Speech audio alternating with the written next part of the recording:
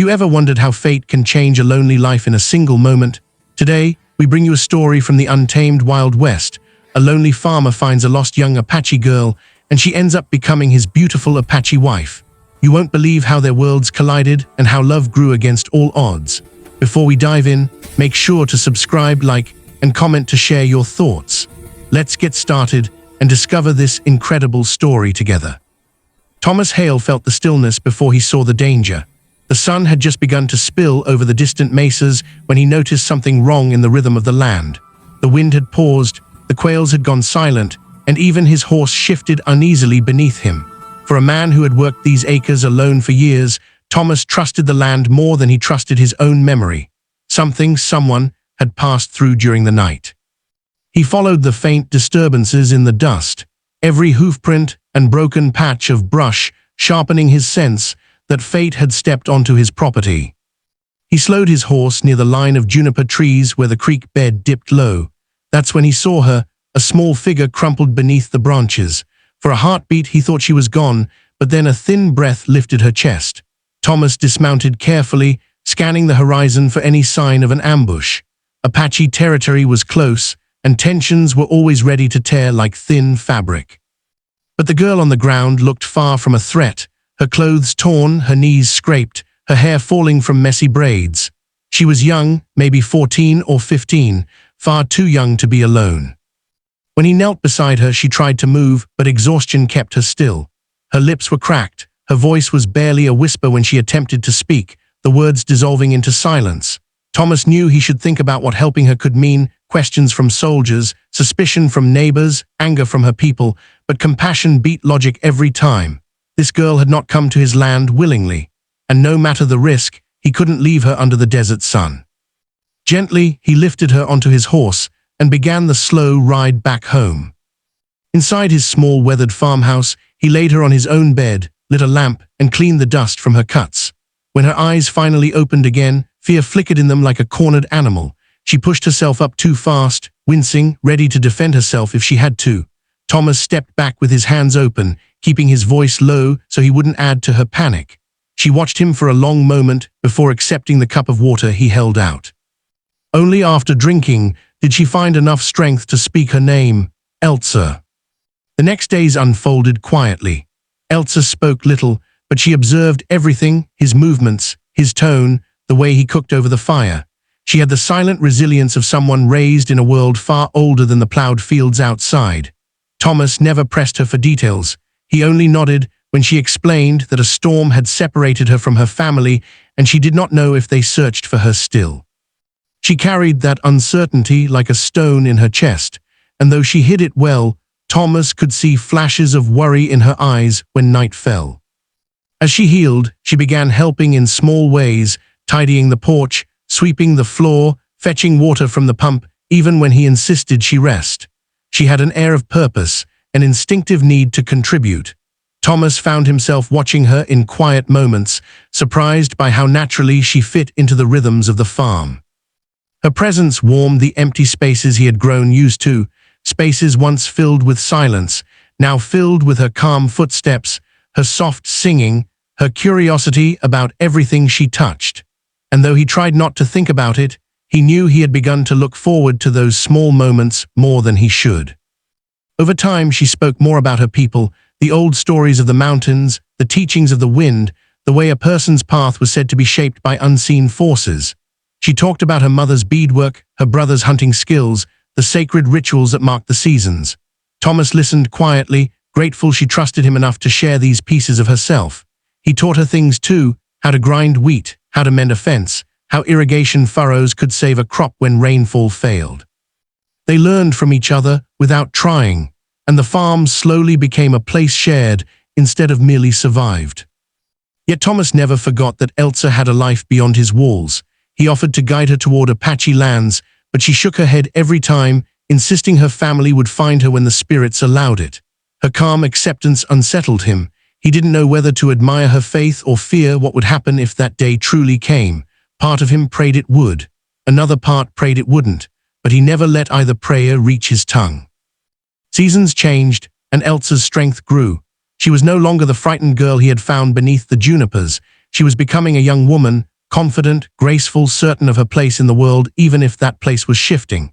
Thomas found himself struggling with new emotions he never intended to feel. She was far younger, and from a world separated from his by history, culture, and danger. He respected her too much to let his affection cloud her choices. So he kept his distance, taught her gently, and convinced himself she would leave eventually. Then one late summer evening, the drumbeat of distant riders broke the quiet. Elsa froze, her breath catching in her throat. Thomas watched fear, relief, and longing chase each other across her face. Apache riders soon appeared on the ridge, approaching with authority and purpose. Her brother was among them. When they embraced her, Thomas stepped back, his heart heavy though he kept his expression neutral. The Apache thanked him for saving her. They invited her home. And Thomas, expecting her to be eager to return, said she owed him nothing. But instead of stepping toward her people, she turned to him with a look that tightened something deep in his chest. She said she would go with them, for now, and she would return. He didn't know whether to believe her, but he nodded anyway. He watched her ride away until the dust swallowed her silhouette. The land grew quiet again, more painfully this time.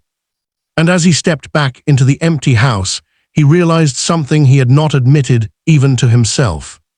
He wasn't sure the world would ever feel whole again without her. The days after Elsa's departure settled over the farm like a slow-moving shadow. Thomas returned to his routines, but they felt hollow, as though every motion lacked its former purpose. The lantern seemed dimmer in the evenings, the fire crackled with less warmth, and the silence inside the house pressed against him like a weight he could not set down. She had filled the space so naturally that he had not realized how deeply she had woven herself into his world until she was gone.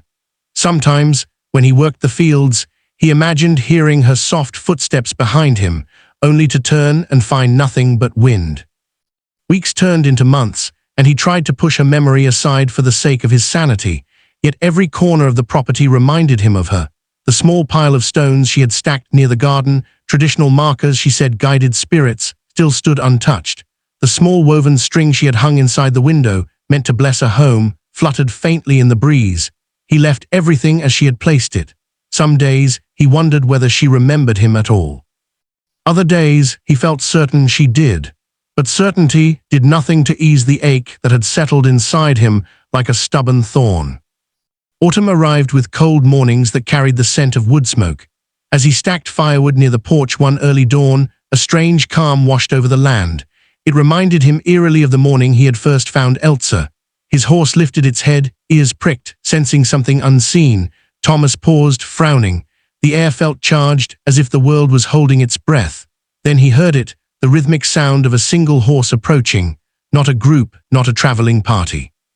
Just one rider moving with quiet determination toward his home. He squinted toward the horizon, and as the silhouette grew clearer, his breath caught. The rider sat straight-backed, hair braided with familiar beads, wrapped in a cloak lined with soft patterns of Apache design, and when she guided her horse closer, the rising light revealed a face he had replayed in memory 1,000 times. Elsa. She dismounted with the same calm grace he remembered, but her eyes held something deeper, confidence, purpose, a steadiness that had matured since the day she left. Thomas could only stare, his hands numb from disbelief. "I told you I would return," she said softly, as though picking up a conversation paused only moments before. Thomas stepped toward her but stopped himself, unsure of what he was allowed to feel or show. "Are you?" he began, but the words tangled in his throat. She understood anyway. "Yes," she answered.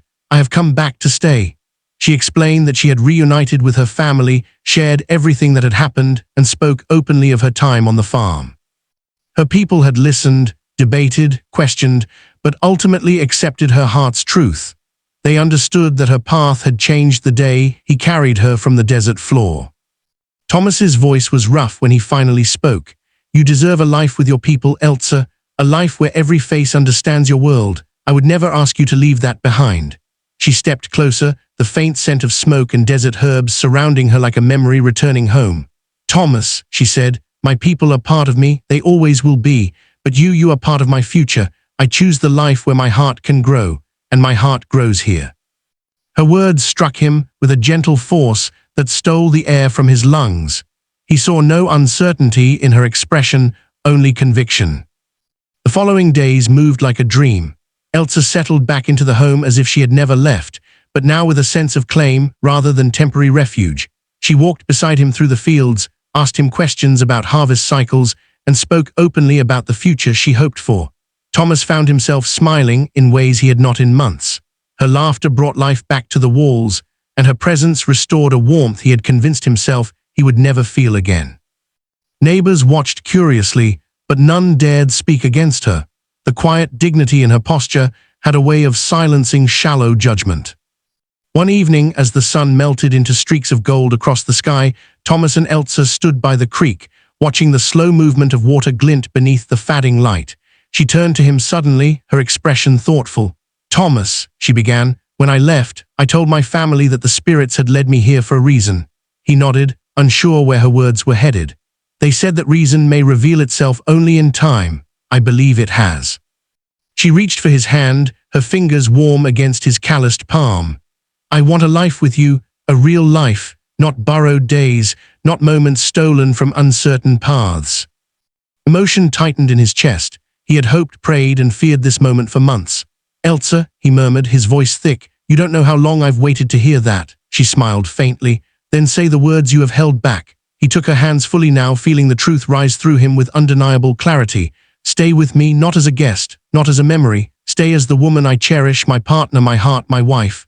Her breath caught, but her smile grew brighter and steadier. "Yes, Thomas," she whispered, "I will." Their wedding took place beneath the open sky, blending the simple traditions of Thomas's world with the sacred customs of hers. Members of her tribe arrived, bringing blessings sung in tones that rolled like ancient wind.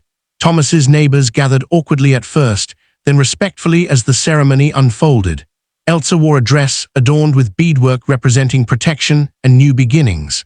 Thomas stood beside her with humility, overwhelmed by the depth of the moment. When she spoke her vows in Apache, the words carried through the air like a soft melody woven into the land itself. Married life settled into a tender, balanced harmony. Elsa tended a flourishing garden behind the house, planting herbs and flowers that brought new scents to the air. She taught Thomas how to read the land in ways he had never known, pointing out signs in the wind, the soil, the migration of birds.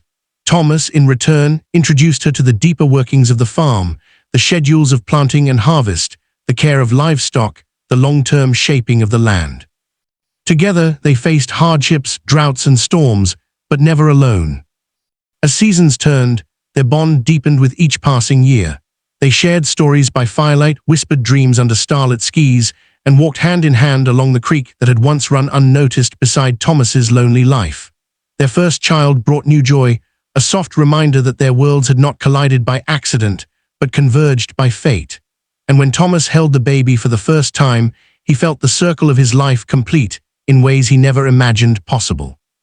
Their love became a quiet legend whispered through the region, not for spectacle or shock, but for the power of its sincerity. It reminded people that the harsh frontier could still nurture something soft and extraordinary. And Thomas often found himself watching Elsa in the morning light, her hair catching the sun as she moved with quiet grace. And thinking the same thought again and again, the world had been empty until she walked into it. And he knew, with every beat of his heart, that the day he found her beneath the juniper trees was the day his life truly began.